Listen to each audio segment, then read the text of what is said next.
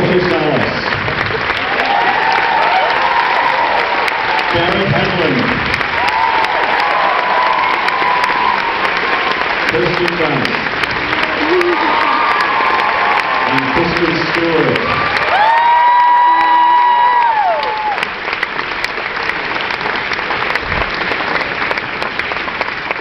Thank you, everyone. Now we've got a very short Q&A, only 4 questions. I'm going to ask Walter the first question.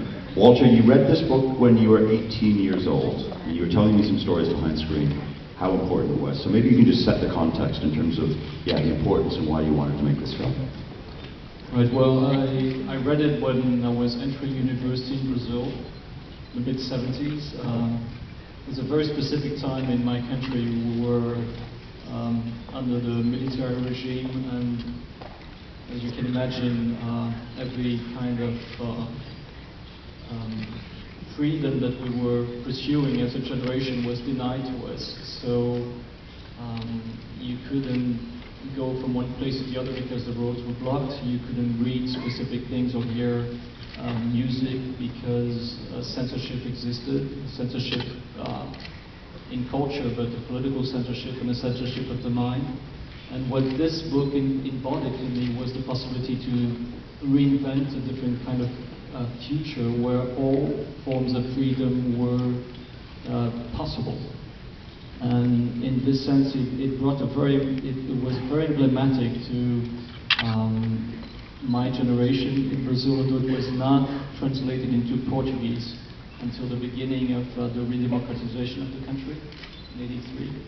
And it was a book that stayed with me for many, many years, to the point that before doing Motorcycle Diaries, I read On the Road Again before shooting Motorcycle Diaries, because I wanted to be inhabited by, the beauty in which that transition between youth, from youth to adulthood was transcribed by Kerouac.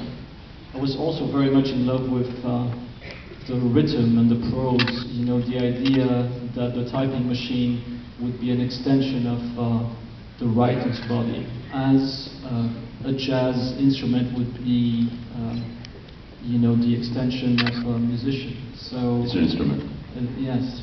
So I was, taken by it because of what it was telling me, but also because how it was written. So the book stayed for many, many years with me. It still is. Garrett, you did a lot of research for this film. You told me some stories again backstage, just in terms of you traveled with Walter, you went around the country, and you had some phenomenal experiences. And maybe you can just talk to the audience a little bit about that. Check.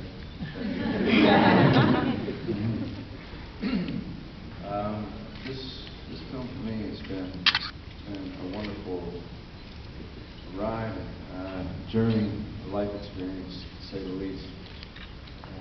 Walter and I first met in 2007, spring, and we're at the workplace. Came to read with him for and then everything changed. It was, we had such a wonderful benefit for me, for self-fulfillment, in terms of being such a fan of Beat Generation, and first and foremost a fan of this man, Neal Cassady and Pete Moriarty. We had the blessing of being able to go to John Cassady's house, who was Neal Cassady's son. I just sat there and I had a notepad and pen. I was just asking all the questions I had written down, because it's free to do that. We'd go over to other wonderful Beat Museum writers, like Michael McClure. We'd get to meet Neal's kids, and I was able to spend a wonderful day with Carolyn Cassady in London and sit down and read her writings that I had done. Her sitting there with a clove cigarette and a glass of wine saying, "Oh, my gosh." And it was, for me, the fulfillment of the experience of being around all these people that I admired and felt were so far. It's like you're bowing before a statue of Hercules or something, and I got to be put into this wonderful opportunity. But to get to know this man through stories that have been unpublished, from writings that have been unpublished, which are so rare and rich. I got to find a wonderful man that inspired me so much, that inspired so many, between future beat writers, rock stars, people lost and want to journey to find themselves, or to find something much greater that can benefit everyone else. And this was a man that, besides having stolen 500 cars before he was 14, besides having read all of Mark Twain and Juvenile Hall and wanting to go to Columbia and wanting to do what all these guys did, there was something wonderful about it, and the fact that he didn't achieve this, it's great. And while we're all here today, why we're here in front of you, such a wonderful experience, wonderful man. All these guys live such rich, wonderful lives we can all admire, and I've admired, and they gave us so much that has made today and tonight what it is. It's wonderful. I feel so proud to have everyone here. It's beautiful. Kirsten.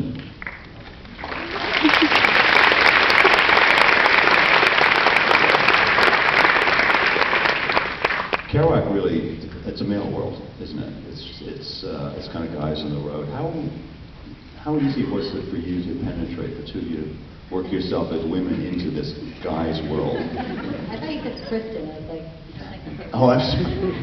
you got Kirsten and Kristen here tonight. I didn't mix you up. Very confusing. No. Okay. I mean, for me, I feel like I was the one, when I read Carolyn's book, Off the Road, I think even though I was attracted to this lifestyle, I think at the end of the day, she really wanted to have a family. She gave up a lot for this man, but, she was so enamored by him that, love takes its places. Sometimes you wish you didn't go or take yourself. So she was very, enveloped in this man's life, even though, she got the short end of the stick in a way, but had the life that she wanted at the time. So she found her great love, but it didn't really work out the way I think she probably wanted it to in the end. Kristen, this is a brave role. It's a pretty risky role for you to take on. Is it hard? No. It was difficult for other reasons, I guess. I think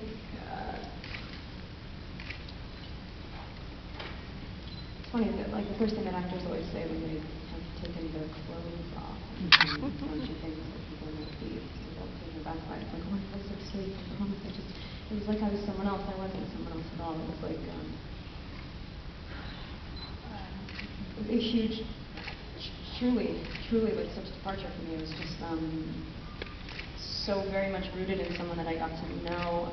One of my biggest questions when I first did this movie was how do you have the capacity to handle what she handled and still have light that affects so many people and not have it go out inside?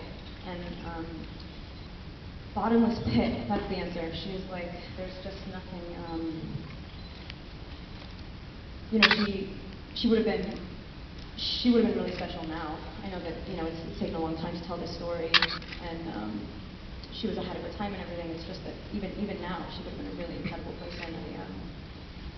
I think that the acceptance that she had for, I don't want to say humanity, we're all the same, whatever. It's just she really just loved so openly, and that's hard.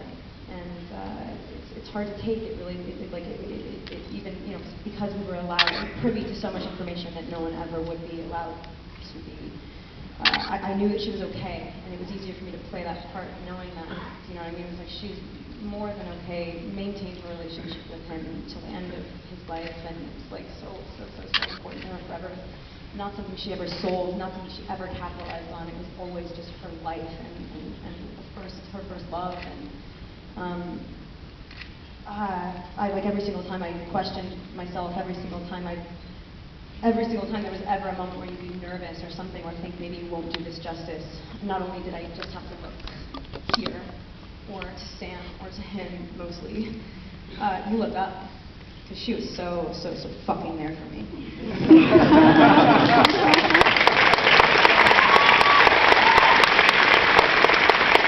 We've got time for, well, Kenny over here. We've got time for 2 questions from you guys. Right here. Let me just...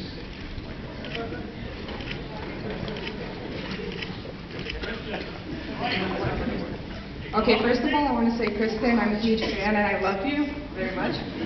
Second of all, since the film's called On the Road, and if you were to go on the road tomorrow to any location whatsoever, let's say you've been there, let's say you really want to go there, where would you go and why?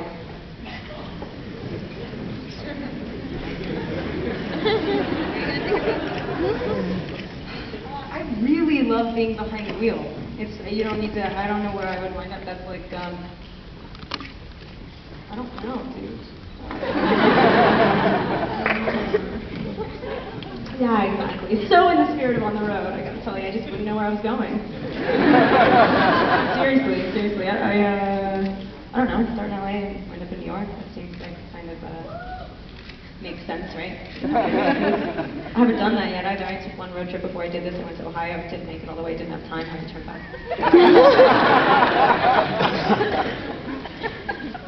One more question.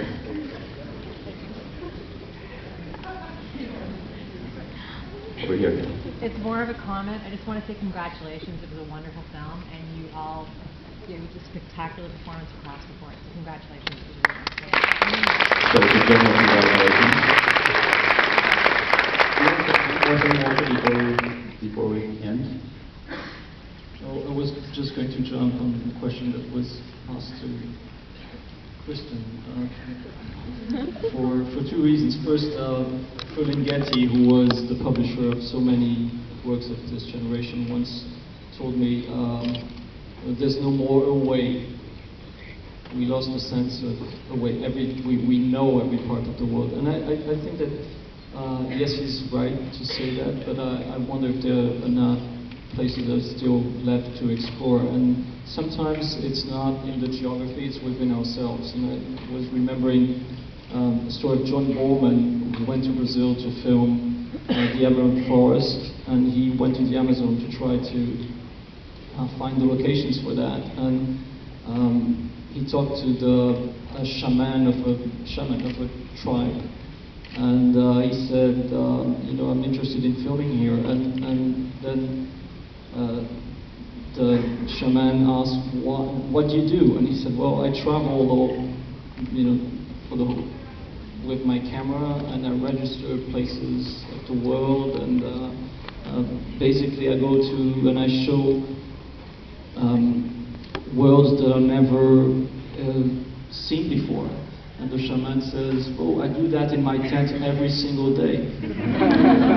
So sometimes it is possible to find those worlds within ourselves, and it's something that this film also, the Holy Road, every kind of road, and this is something that this film has taught me. That's a nice way of ending the discussion. Thank you, Walter, Gareth, Kristen,